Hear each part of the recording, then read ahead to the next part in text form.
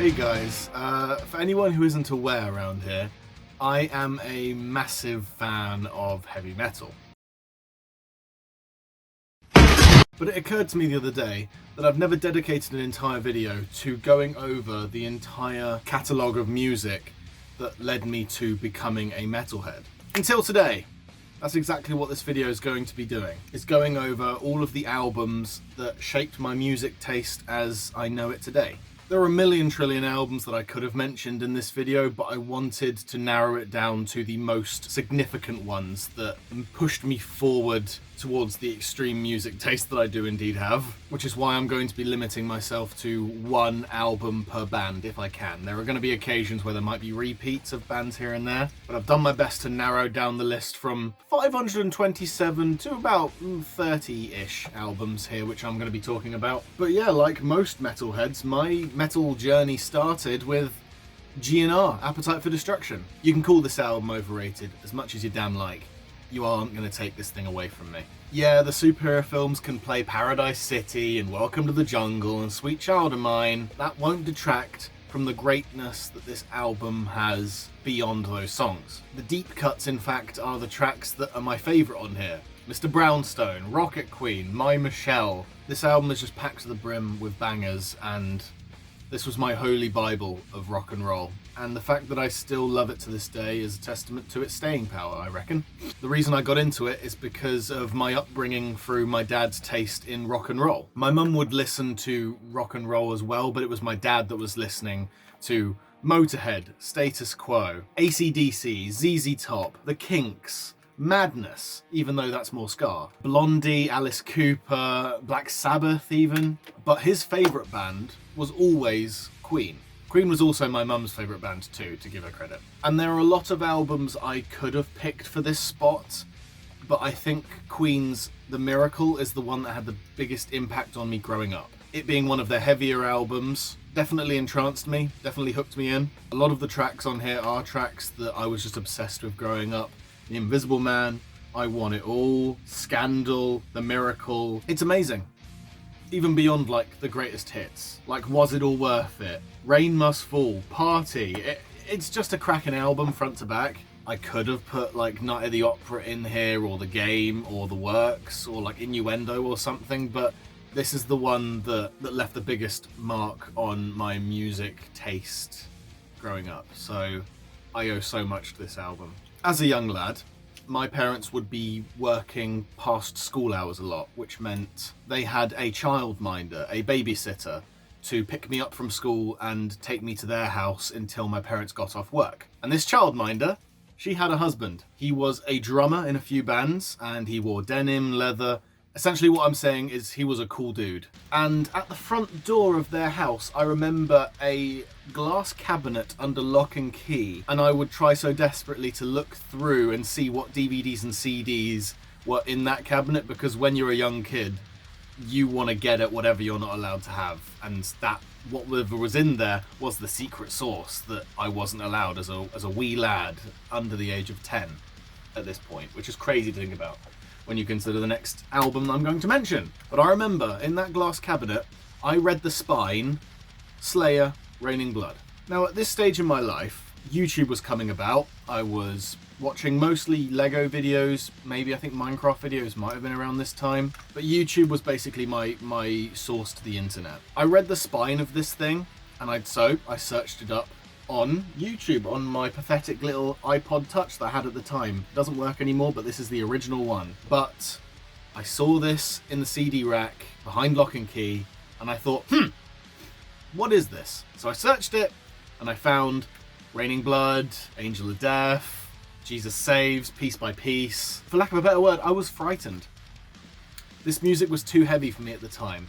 It felt evil. It felt genuinely like the devil's music. It didn't sound like music. And to give context, I grew up in a religious family. My mum was very, very religious, still is. And I felt like I was sinning by watching these music videos and lyric videos on YouTube. But at the same time, my morbid curiosity, even back then, won over, and I just kept coming back to this thing and trying out different tracks, and even trying tracks that weren't on this album, like Black Magic from their first album, or South of Heaven. And I think I also heard the song Bloodline around this time as well. Like, Slayer was just so different than anything else that I'd listened to musically, and it's a big album for me. I mean, who hasn't cited Raining Blood as an influence musically over the years? I mean, there's a reason why it's one of the best thrash albums of all time. Right, now moving on to school. There are 3 albums that I discovered during middle school time. Yes, I am British and went to middle school. No, I do not know how this happened either, but I digress.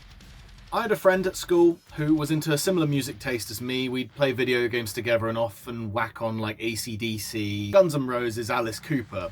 And his dad was actually a big fan of Iron Maiden and Madness and other bands. He had a good music taste. But in his car, he had the CD of Iron Maiden Fear of the Dark. And his son, my school friend, would show me songs from this album, among other songs like Trooper or Number of the Beast. But this is the album that he would show the most songs off of, like The Fugitive, Be Quick or Be Dead, From Here to Eternity, Afraid to Shoot Strangers. And what was cool about this is that it sounded just close enough to what I was listening to growing up. It sounded just close enough to Axl Rose and Alice Cooper, but it was just a bit heavier and a bit faster, and it felt cooler to listen to as a kid.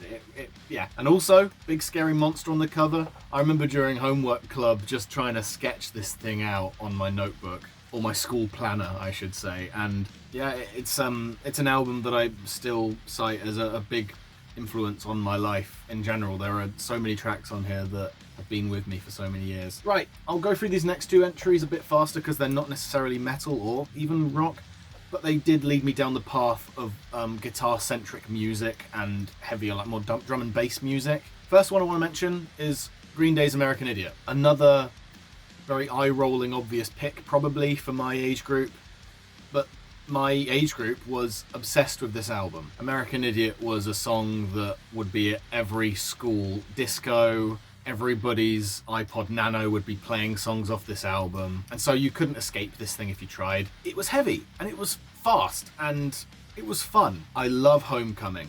I love What's Her Name. I love Letterbomb. I love Jesus of Suburbia. Now, I could have put their album Revolution Radio in this video, but that didn't come out till later, and this did have a bigger impact on my growing love of, like I say, guitar-centric music.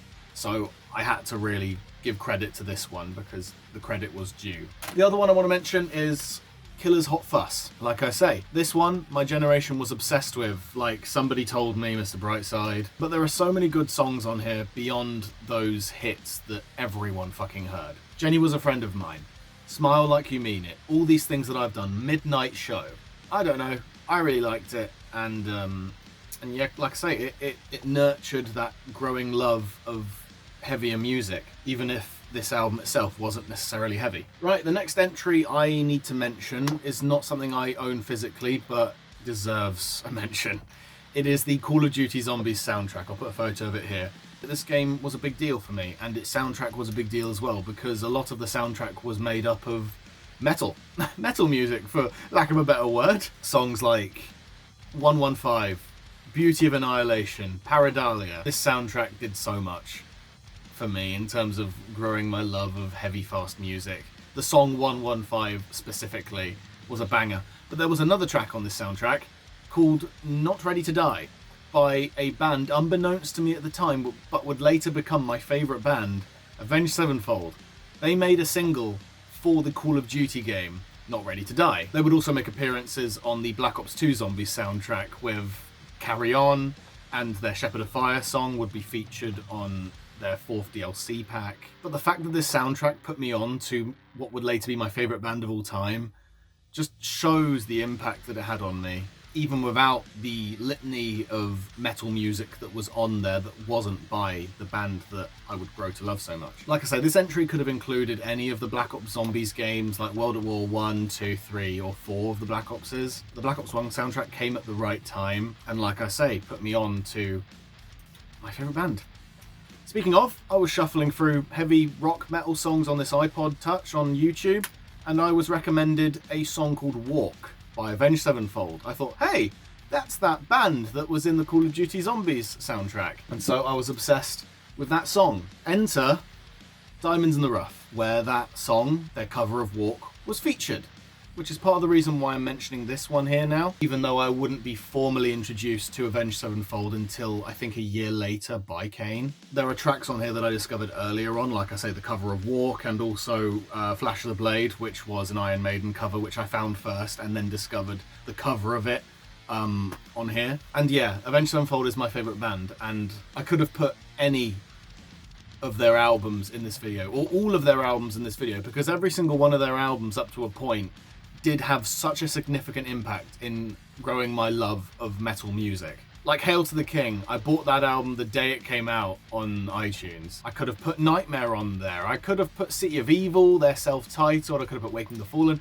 hell, I could have even put fucking Seventh Trumpet on there, but I decided to put this one on there because this has done the most for me over the years. Part of the reason why is the inclusion of the Live at the LBC DVD that comes in this digipack with the B-Sides album, which that Live at the LBC performance DVD genuinely, I think, just straight up lived in my CD player of my laptop for a good year, which is why it's barely playable nowadays. But also the blatant fact that this B-side album does hold some of my favourite songs of all time on here, like Dancing Dead, Crossroads, Until the End, Tension, and not to mention the fact that this was the first CD I ever bought.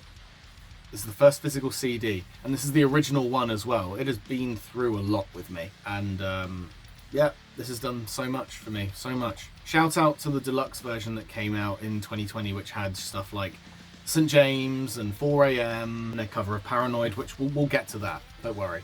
But yeah, Diamonds in the Rough, Avenged Sevenfold. But going back to their cover of Walk, I would later discover that that was indeed a cover song and not an Avenged Sevenfold song. I would find out that it was by a band called Pantera. Be prepared, this is another band I'm going to be mentioning a lot in this video. Now for this entry, like I say, one album per band. It sucks. To be honest, I could have put any of the Pantera staple albums here, like Reinventing, Trendkill, Far Beyond Driven, Vulgar. Those 5 albums I would just shuffle together in a... I remember creating a YouTube playlist of all of the songs that were my favourites, like Hell's Wrath, or Walk, or Hollow, or Slaughtered, or Suicide Note, or Floods, or like I say, most of this album. This album is the one that I would listen to the most, but all 5 of those albums have had such a massive impact on my life. This album, much like the last one I just mentioned, just like all of these albums I'm going to mention, this one did so much for me.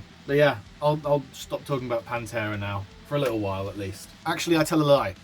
One last thing I want to mention about Pantera. In their album, Far Beyond Driven, they had a song called Planet Caravan, which I would discover is a cover song.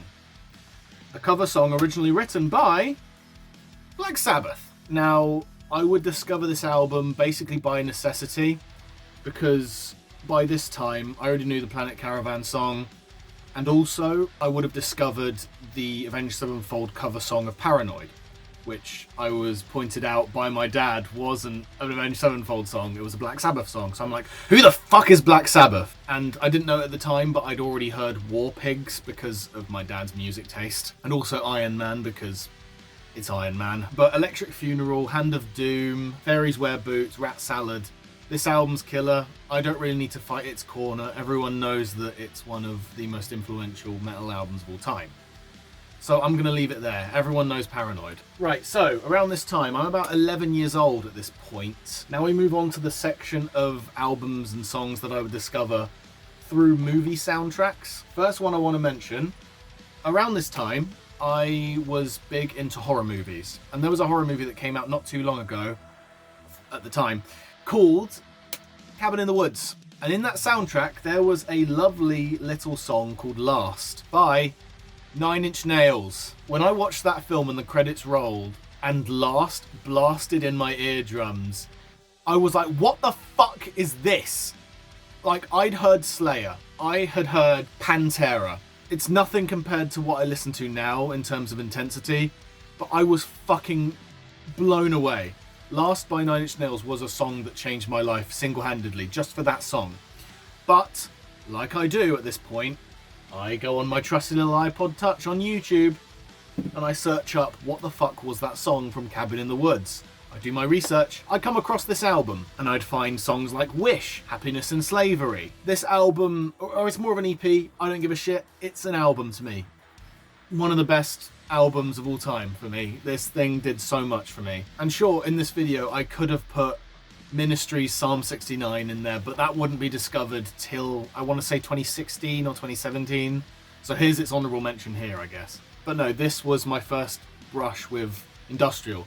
And from this album, I would discover the sister album to Broken, which was Fixed, which was a lot of remixes of these songs, which I would also love. I would also discover Downward Spiral with songs like Mr. Self-Destruct or Piggy or March of the Pigs. Yeah, there you go. Broken by Nine Inch Nails. Moving swiftly back on to the movie soundtracks section. On the topic of horror films, there was a zombie film that I watched called Zombieland. And in the opening credits of that film, there was a lovely little song called For Whom the Bell Tolls. Metallica Ride the Lightning is the next album I want to talk about. I'm going to start going a bit faster through these albums because we are going to be here forever. Fade to Black, Fight Fire with Fire, Creeping Death, Trapped Under Ice. It's fucking Metallica. What do you want me to say? Sure, I could have mentioned like Master of Puppets, but it was this album that I discovered first. So, yeah. A little bunny hop over from Zombieland. There is a film that I discovered called Adventureland. And the sheer only fucking reason that I watched Adventureland is because it had a similar title to Zombieland and it featured Jesse Eisenberg, one of the actors in Zombieland. Adventureland is a rom-com, but one thing it did do right for me is in the soundtrack it featured a song called Breaking the Law. Judas Priest, British Steel. I'm going to rapid fire through this one as well. Everyone knows this one. Rapid fire. That was accidental, by the way. Grinder, United, Don't Have to Be Old to Be Wise, Living After Midnight, The Rage, Steeler. This album is undeniable. It is a staple metal album for a reason. The cover's iconic, the band is iconic, the songs are iconic for a damn reason. Right, now the next three entries that I have on this list unfortunately couldn't be with us present today physically, but I do have to give them a mention. Going back to my love of Pantera. I would discover a supergroup project called Down through Phil Anselmo. Down, and I'll put the album here, Nola, is the next one I want to mention. It's basically, I wanted more Pantera because I'd basically dried up that well. Then I went back to the glam albums and I was like, what the fuck? So I found Down to quench my thirst of good, groovy Pantera-esque music. But there you go, Nola is an amazing album, frankly. I wish I had a physical copy here to show you how tightly I would hug it right now for just how heavy and groovy and dirgy and sludgy it was. It was great.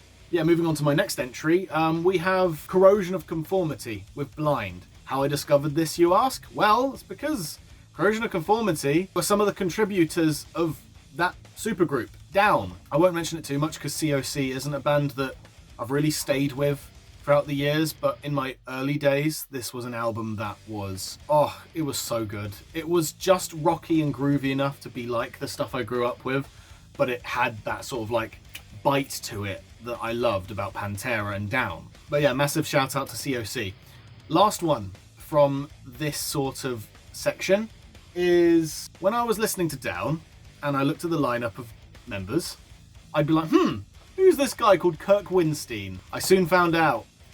Crowbar, Oddfellows Rest is the next album I want to mention. Now, I could have put Sonic XS in its purest form here instead of Oddfellows, but to give credit, Planets Collide was the first song that I heard from Crowbar. And I remember the moment that I heard it. It was, I was basically swallowed by the wall of noise that it was. It was so good. And like I say, the fact that I don't have a physical copy of Oddfellows Rest anymore is honestly sinful. Or like I say, Sonic XS in its purest form. But I love Crowbar. And if it wasn't for, like I say, finding Pantera through Down, through COC, I wouldn't have found Crowbar. And my life would be worse off for it. But yeah, that's it. Right. Now, the final soundtrack that I want to mention in this video, I believe. No, I think there's a couple more. But the biggest one, actually, the biggest soundtrack I want to mention, this one had the biggest impact on my life. Growing up, I would watch obnoxious cartoons like Ed, Edd and Eddy, and also Beavis and Butthead. The Beavis and Butthead soundtrack was... holy shit. That soundtrack had music that I still listen to this day.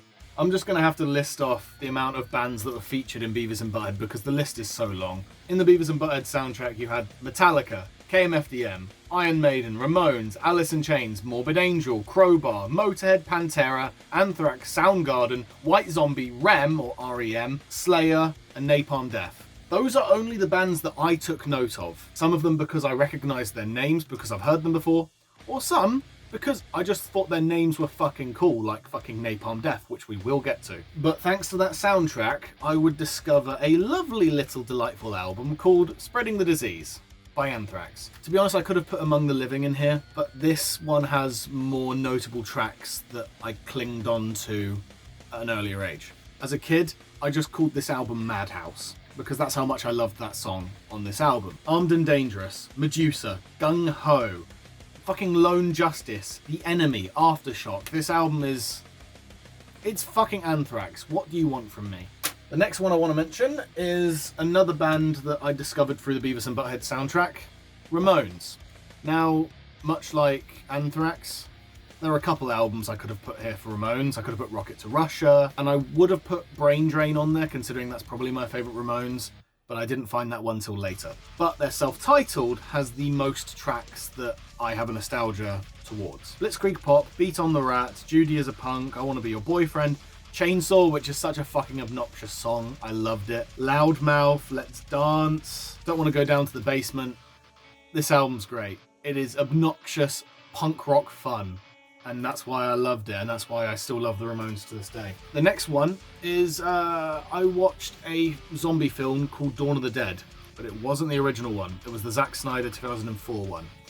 And in the outro credits of that film, there was a song called Down with the Sickness by Disturbed. Now, The Sickness is not the album that I put for this entry, but I put 10,000 Fists. I heard with Down with the Sickness from Dawn of the Dead 2004, and I thought, who the fuck is this? This is weird. Like, it sounds like Pantera and Avenged Sevenfold, but they're rapping. At the time, it was interesting to me. And so I went back and listened to stuff off The Sickness, like The Game, Voices, and Stupefy. But it was this album that would hold most of the tracks that I would cling on to from an early age, and would still be some of my favourite Disturbed tracks, I guess. Disturbed isn't really a band I listen to as much nowadays, but I can't deny how much this album did for me. Sons of Plunder, 10,000 Fists, Just Stop, Stricken, Sacred Lie, their cover of Land of Confusion. Like, this album is, I think it is, objectively the best Disturbed album. One extra note, by the way, the bonus disc in the CD has a bunch of live performances, which, much like the Live at the LBC, I would watch religiously. But yeah, Disturbed. Obviously, during that time, I would also listen to songs by Disturbed like Asylum, Inside the Fire, and then when their album Immortalized came out in 2015, I would buy that the day it came out as well, much like Hails to the King in 2013. Right, there was a film, speaking of 2013, called The World's End. And this film did a lot for me as a person in my formative years. But one thing it really did do for me is introduce me to Sisters of Mercy through their song This Corrosion, which was on that film soundtrack. It was gloomy, it was gothic, it was fast at times, but it was dense with atmosphere. It was different, it was cool, it was weird, and I loved it. Dominion, Mother Russia, Flood 2, 1959, Neverland, even their bonus tracks, Torch and Colours. It's fucking Floodland, dude. It is such a good album. Still one of my favourites to this day. Listen to it if you haven't already. But yeah, also around this time, I had a friend who was also into emo goth stuff, and they would introduce me to stuff like Black Veil Brides, Bring Me the Horizon. But a recommendation they gave me that I would really latch onto for years to come was Typo Negative.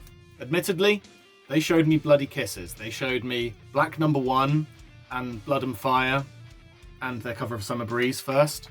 But I would then go on to discover, not long after this, songs like I Don't Want to Be Me, I Like Goyles, Life Is Killing Me, Netty, Drunk in Paris, The Dream Is Dead. Essentially what this was more of what I loved about Floodland by Sisters of Mercy. This album in particular is easily my favourite Typo album. I think it is. It's Typo negative. There's a reason why they're one of my favourite bands, and it started there. Right, now we have another album that unfortunately couldn't make it in person today. I think this is the last soundtrack I want to mention, but Ace Ventura. My school friend Kane, he was a big Jim Carrey fan. And he would show me films like The Mask and The Truman Show. And and there was a film called Ace Ventura. And in that film, obviously, there was a band called Cannibal Corpse. And obviously, I just knew them as the Ace Ventura band. That's all I knew them as. But they were cool, they were weird, they were heavy, just like how I thought how heavy Slayer was when I first discovered them. Cannibal Corpse was that again, and I wanted to find out who the fuck they were. I would find their album Eaten Back to Life, which didn't have Hammer Smash Face, but I didn't realise that till later. I was blown away that music could be this heavy, because before this point, I didn't know what death metal was. All I knew this was just people fucking shouting at me with guitars playing and drums. And I just wanted more of it. And so, like I say, Eaten Back to Life is the album that holds the most songs that I listened to of Cannibal Corpse from a young age. Which maybe I shouldn't have done, but it explains a lot about me. But yeah, Shredded Humans, Mangled, Scattered Remains and Splattered Brains, Born in a Casket, Rotting Heads, Skull Full of Maggots.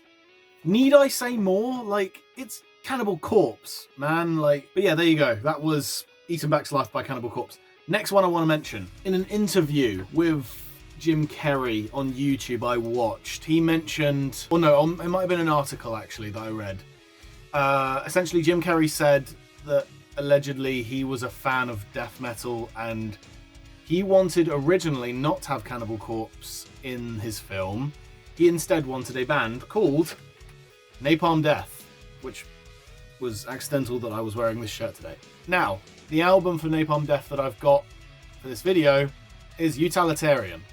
Why, you ask? Well, purely by accident. Because when I sought out to look for Napalm Death after hearing about the Ace Ventura story about, Napalm Death over Cannibal Corpse, I read about them and how Scum was an album that was like a staple in like heavy extreme music. And I saw the cover and it looks very, very similar to Utilitarian. So I mistaken which album was which. Because if I'll put them side by side here, I don't know.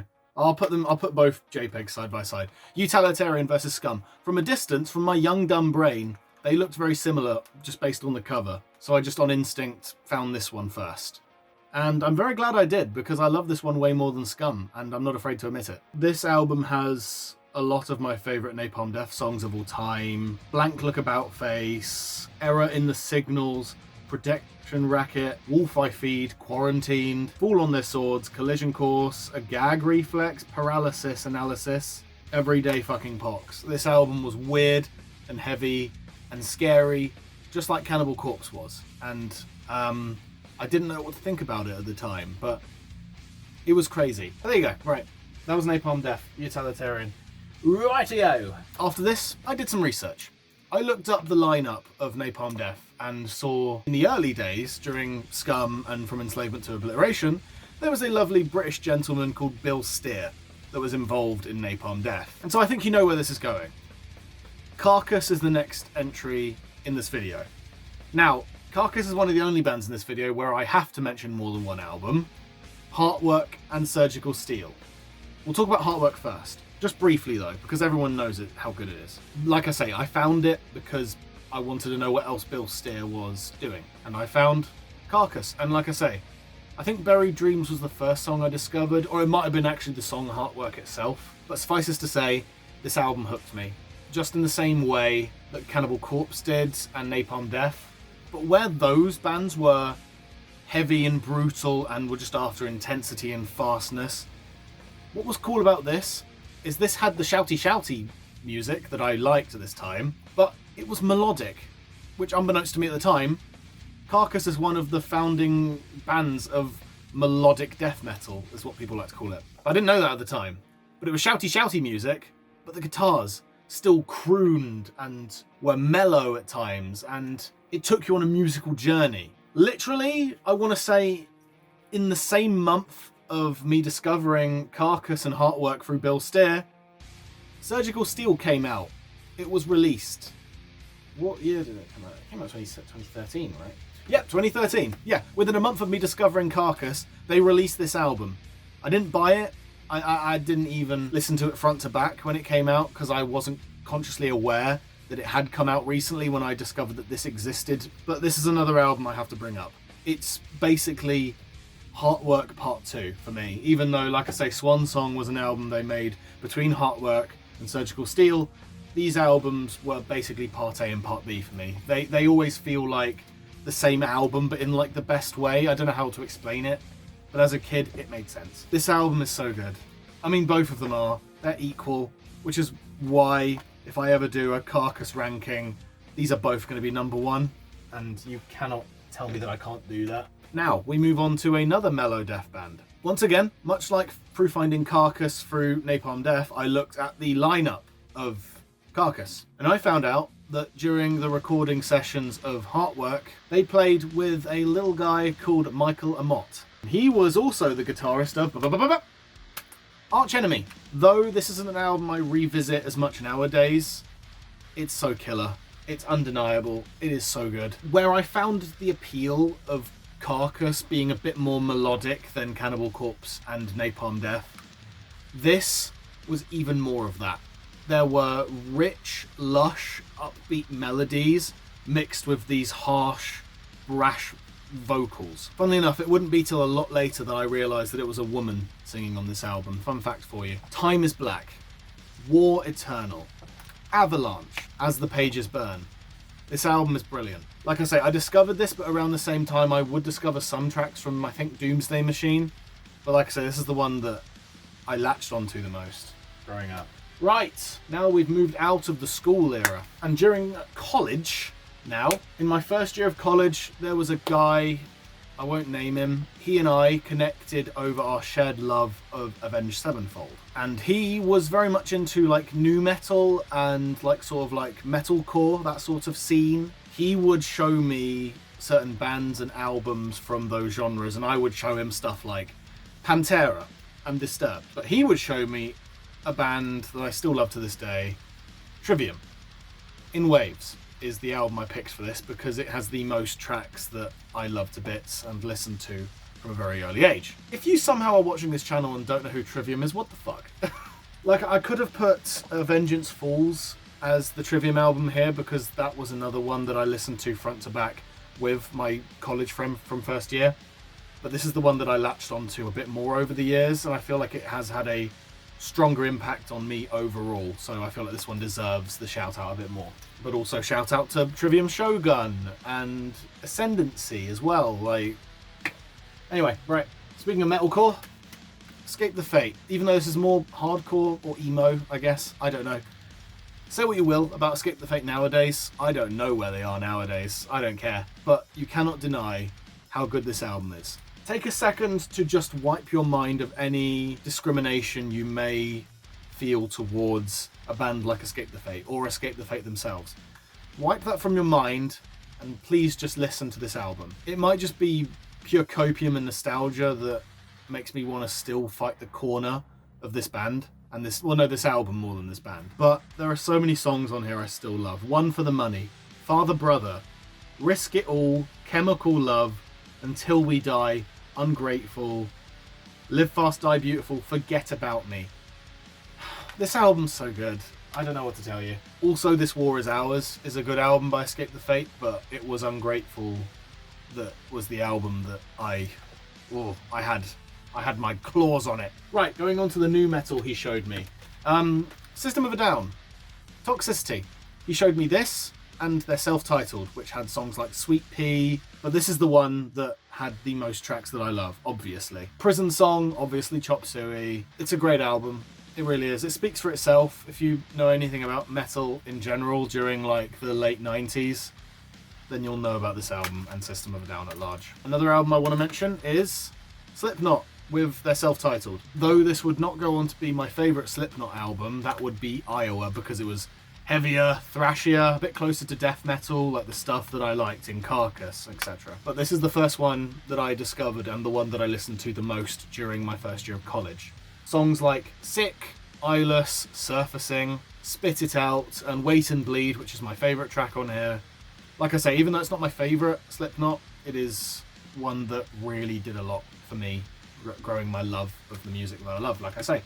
And now we move on to quite an interesting one. Now, this is not a popular pick, even from like people who are fans of Machine Head, which I don't see very many of nowadays. I don't really love anything Machine Head has done after this album here. Like, their first 5 albums are good, but then beyond that, I don't know where they are. But this album is amazing. I really do think it is. Desire to Fire, Nothing Left, 5 From This Day. This album is so bloody good, and is, I want to say, my favourite nu metal album. And I'm not even the biggest fan of nu metal, but I love this album. Not even Rob Flynn himself can take this album away from me. Fuck you, Rob Flynn, but also thank you for making this album. Right, next we have Volbeat, Seal the Deal. This one did open my eyes to the experimentation that could go on in modern metal, considering this was a blend of like country and nu metal, modern metal, kind of thrashy. But songs like The Devil's Bleeding Crown, Battleship Chains, like there's so many staples on here that I still love to this day by Volbeat, and just at large. But yeah. Right, this next one was another big one for me. This guy also showed me Soulfly. If it's not obvious enough, I'm a big Max Cavalera fan. This was the first album of his I discovered. Yes, I discovered Soulfly before Sepultura, I know. But this album was really cool. It mixed stuff from the Slipknots and the System of a Downs with the stuff that I loved about like Slayer and Anthrax and Metallica. And yeah, I just couldn't get enough of it. And so I went and listened to their first album as well, their self-titled. Primitive, Soulfly, cool. We're in 2017 now, still in my first year of college, just about. And still a Soulfly fan, and still a Max Cavalera fan. Didn't know about Sepultura yet, but that was about to change. Their brand new album, Machine Messiah, would come out. And yeah, I could have put Chaos AD on here, but this is genuinely the first touch of Sepultura I ever heard. When this album came out, it was a bit like Soulfly, but it was so much heavier. And at this time, when this album came out, I didn't know the long history Sepultura had. Hell, I didn't even know that Max Cavalera wasn't in the band at this point. All I knew is that I loved the drumming, I loved the guitaring, songs like Cyber God, Silent Violence, Iceberg Dances, Phantom Self, I Am the Enemy. If you don't like modern Sepultura, then I'm afraid you're not a proper Sepultura fan. I'm sorry to be that nasty, snotty gatekeeper sounding person, but you can't love Sepultura and not like their later career. Like, sure, it's not got Max and Igor, but it's still got everything so good about the band, just with other people creating it. I don't know. That's just a rant. Sorry. We'll get back to the video now, shall we? We're now in the second year of college now, late 2017, where a college friend of mine called Mark, not a metalhead, not even remotely, he did listen to Judas Priest, but I found that on my own years before. He would introduce me to his online friend Joe. Joe was around the same time getting into metal, but he wasn't really into like all the thrashy, deathy, grindy, corey metal that I was into. He was into the very much more soulful, melodic, power metal style stuff.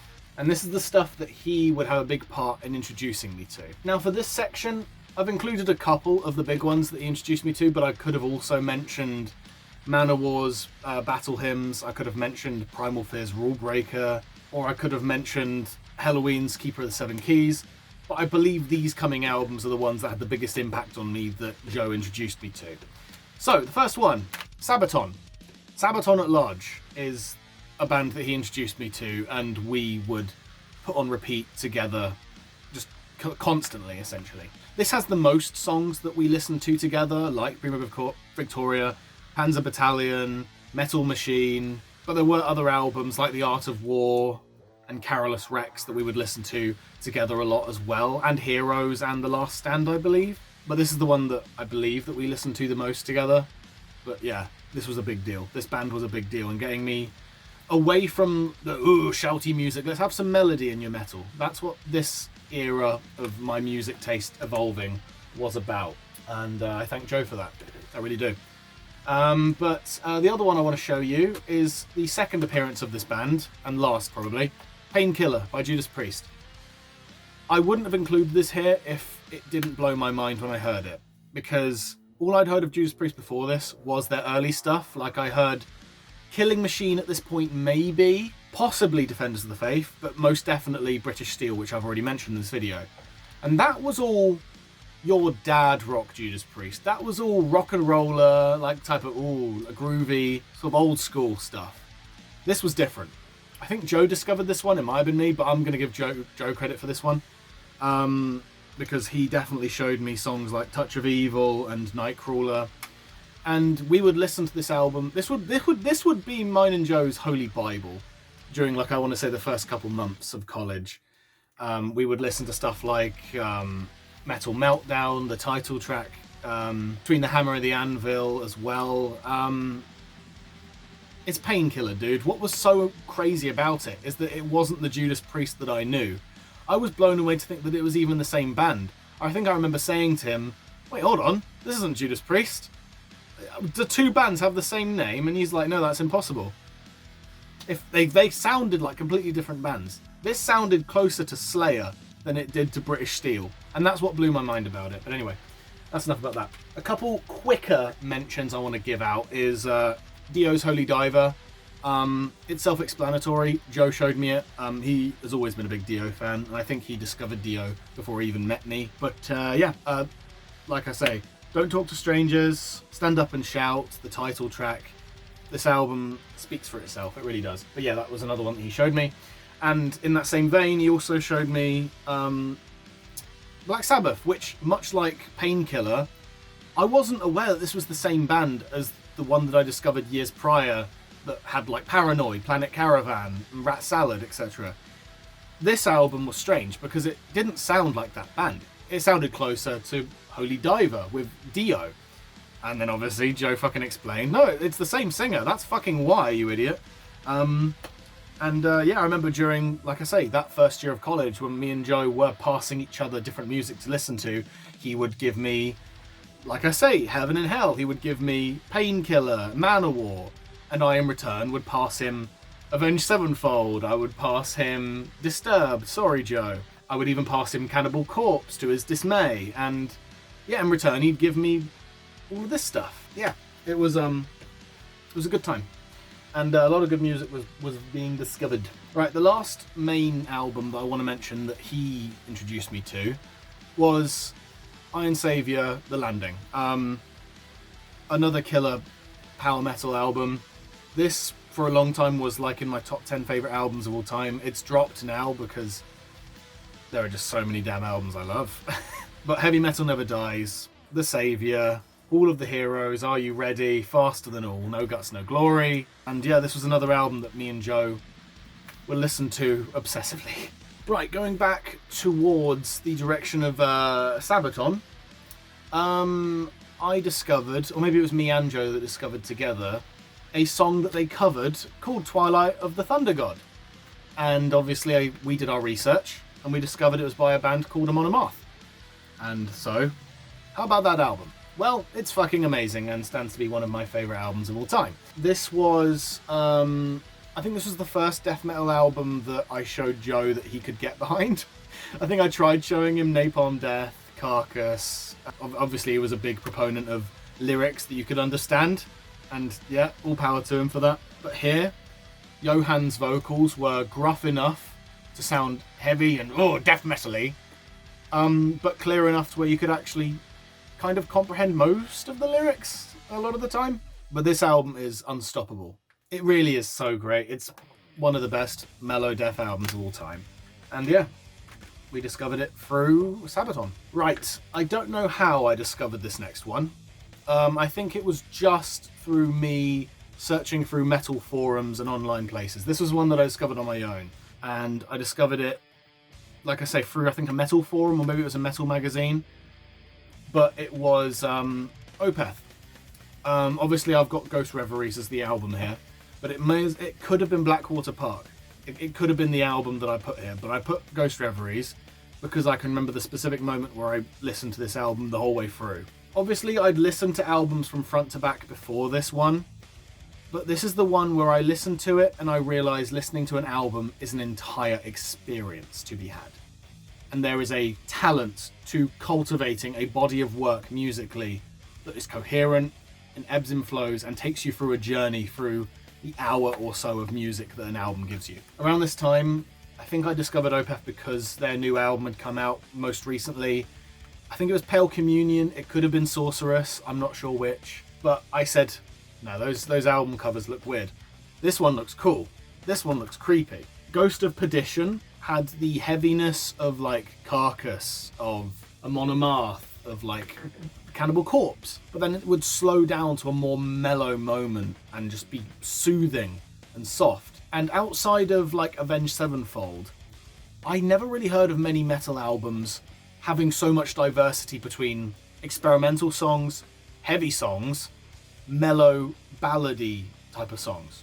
Until this one. Avenged Sevenfold was the only band that did that for me until here. Obviously, I had a little taste of prog metal before this because Avenged Sevenfold's The Stage would have come out the year before I discovered this one, and that was innately proggy. But this is the first prog metal album that blew my mind. Like the soft songs like Isolation Years, Atonement. Then, like I say, the more ambitious, longer, like opus songs like The Great Conjuration, Ghost of Perdition, Baying of the Hounds, Beneath the Mire, Reverie. Like, this album is unstoppable and is one of the best prog albums of all time. Just fuck metal, just of all time. Going back to power metal briefly, this was around the time where I was actively seeking out power metal myself, thanks to Joe putting me on that trend. I discovered a band called Sinosarctica, and I discovered it after watching I think it was a Loudwire interview with M Shadows talking about the inspiration that he got from City of Evil, and he cited a lot of European power metal bands as being an influence towards the band's artwork and musical speed metal direction they were going in for City of Evil. He mentioned this band, he mentioned Blind Guardian, Halloween, I think, but this is the one that I checked out first, and it's the one that I love the most. I think this is my favourite power metal album. I think it is. Blank File, My Land, Replica, Full Moon, Unopened, Destruction Preventer, Mary Lou. It is gorgeous. It is serene, it is lush, it is mellow, it's beautiful. It is so gorgeous. It is a beautifully written and created album. So, now we move on to the next entry. We're in 2019 now, I believe, which is the final year of college, final stretch. And I was on the hunt for more metal like Opeth. Because by this time, I'd listened to Ghost Reveries, loved it, went through and blitzed through all of their amazing albums like Watershed, Blackwater Park, Still Life, you get the idea. But I wanted more. And an album releases, I think it was February, early 2019, February time. An album release is called Distance Over Time by Dream Theater. Yeah, Dream Theater. Images and Words is the album that I'm mentioning here because it did have a strong impact on me around this time. But Distance Over Time is an album that I did listen to and download the day it came out. And I loved it. I loved it so much. I loved Viper King, At Wit's End, Untethered Angel, Paralyzed. So good. Listened to it front to back. Loved it. I'm like, who the fuck is Dream Theater? I need more. I found more. I found Images and Words. This album is a masterpiece. And when you think about what it did at the time and how there was no music like it at the time when this came out, you realise just how good it is. Learning to Live. Metropolis, Miracle and the Sleeper. Pull Me Under. Like, it is so good. It's so good. I'm a Dream Theater fan through and through, in case anyone was fuzzy on that. It's an amazing album. And like I say, that did so much for me at the time. Images and Words. Cool. Right. Now we're still on the train of like my obsession with Opeth around this time. And I wanted to know what else there was on offer for Opeth. So I looked up this guy called Michael Agrafel, who was in charge of Opeth and did all the albums, and I discovered a band called Bloodbath. a band that Michael Achterfeldt founded, no longer in, but did start the band. He did their first EP, he did Resurrection Through Carnage, and he did Fathomless Mastery. This is the album that I discovered first of Bloodbath. I went in looking for more Opeth, and instead I found the heaviest music I had ever fucking heard at the time. Heavier than Cannibal Corpse in my opinion, heavier than Napalm Death. This was the shit, man. This was, I'm like, what have I stumbled upon? Like I say, unbeknownst to me, this album didn't in fact feature Michael Achterfeldt. This one in fact featured Peter Tagdren on vocals from Hypocrisy. And here's your shout out, Hypocrisy, another amazing mellow death band. But this is the album I discovered first. Outnumbering the Day, Eaton, Blood Vortex, Soul Evisceration, Brave New Hell. I've raved about this album enough, and I still won't shut up about it. It's brilliant. It really is. It's one of the best Swedish style death metal albums of all time. And thinking about it this way, this was the first ever touch of Swedish death metal I would have heard at the time. So that just adds to its impact on my life. And yeah, cool. Right, we have 3 more albums, then we're at the end. Oh golly gosh, we have been going a long time. Right, now we move on to black metal. Right, in 2018 there was an album that came out called Victoria. This was around the time where I was looking at metal mags and metal forums to see what was new, hip and happening in the metal scene. I discovered Victoria by Marduk, wasn't feeling it. Bit too evil sounding, bit too heavy, a bit too blah blah blah. Because around that time, I was getting really big into power metal and liked the mellow side of metal around that point. So I wasn't really into the idea of Victoria by Marduk. But then I revisited Marduk and found Panzer Division. I have a flag of this album. Marduk is one of my favourite black metal bands. I've sung this album's praises enough. Baptism by Fire, Christ Raping Black Metal, Scorched Earth, Blood Dawn, man. Fist fucking God's Planet. Funny names, which is part of the reason what attracted me to this album is the abhorrent album, like song names here. But it had a really cool fucking tank on the cover, and I was a big Sabaton fan, and I believe Sabaton even cited Marduk as an influence of theirs. So, like I say, I just had to check this one out, and so I did, and I was not disappointed. Shout out to Panzerfaust by Dark Throne as well, another big black metal album, for getting me into that heavier music in black metal. Speaking of black metal, a up-and-coming band releases a demo, a few singles, first time out band, very, very new at this point. This was 2020. I think it was around lockdown maybe, but a band called Devastator releases Baptized in Blasphemy. Now, I'd heard all of the staple black metal albums like Panzer Division, Panzerfaust, Under a Funeral Moon, but yeah, this was different. This was like blackened thrash, something I hadn't heard before. Like black metal that could be evil, gruesome, and just downright disturbing, but also be fast and aggressive and just energetic and fun. It combined what I loved about Slayer and Marduk, and it was a brand new band. And yeah, this is a great album. Like I say, I've listened to this album in the first few months that it was starting to come out, and this band started to make waves. I remember the first, I think I discovered them first through a lyric video of Spiritual Warfare, and I was just infatuated immediately because it had the intensity of like Slayer, Pantera, but it had the heaviness of like I say, Marduk. It was great. Death Slut, Worship the Goat, Howling Night, Hail Death, Send Them to Hell. This album's great, and Devastator's great, and they're a very underrated band, and I will sing their praises until they become a household name. And now we have one more album, but we need a bit of context here before we get into what this album is. So, rewind the clock to 2017, when the deluxe version of Avenged Sevenfold's The Stage comes out, and those bonus tracks come out with it. And among them is a cover of a song called Retro Vertigo. I love that cover. Always have. And I discover who wrote the original song. It was Mr. Bungle. And so I went back and listened to other Mr. Bungle stuff, like their self-titled California, Disco Volante, and I was weird. I was weirded out by it. I was really weirded out by it. I'm like, what the fuck is this? This isn't metal. Puh, I spit in the face of anything that isn't metal at that point. And so I'm like, Mr. Bungle isn't for me. Then 2020 comes around, COVID hits, and suddenly Dave Lombardo and Scott Ian, two big players in the thrash scene from Slayer and Anthrax, say that they are going to be collaborating with a little band that is returning after 20 years of a hiatus. Mr. Bungle, I'm like, what? Mr. Bungle, you mean the sort of band from Disco Volante fame? Why are thrash metal legends collaborating with them? And then I realised why.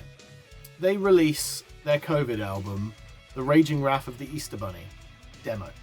Even though it's not a demo, but it's based off of a demo they made pre their self-titled Mr. Bungle.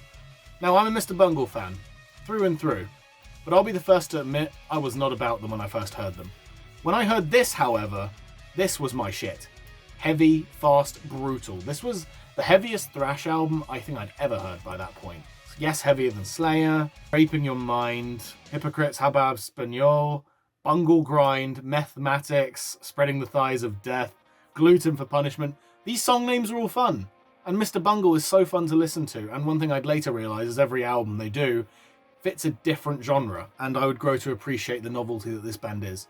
But this is the album that proved that Mr. Bungle are great at producing brilliant metal, and it spurred me to give their older stuff another try. They're self-titled, Disco Volante, California. And now, those albums are all among my favourite albums of all time. But they weren't when I first heard them. If it wasn't for this coming out with Scott Ian and Dave Lombardo, I wouldn't have given them a chance.